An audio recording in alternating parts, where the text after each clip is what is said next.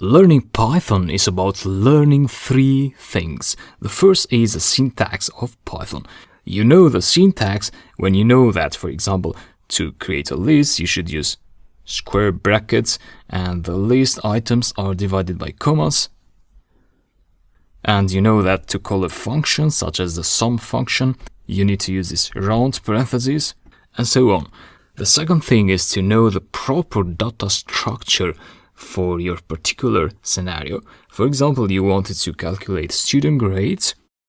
What is the best data structure? Is it a list or is it a dictionary? A dictionary is another type that I'm going to explain in the next lecture. So you should use a proper data structure to store your data. And the third thing is you should know the algorithms.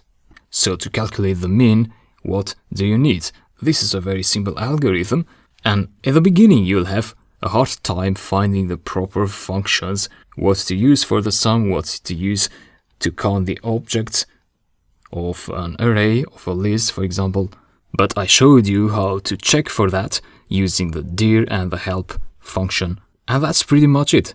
It's a slow process, but you have to be patient, and with time, you'll be very surprised how good you're going to get.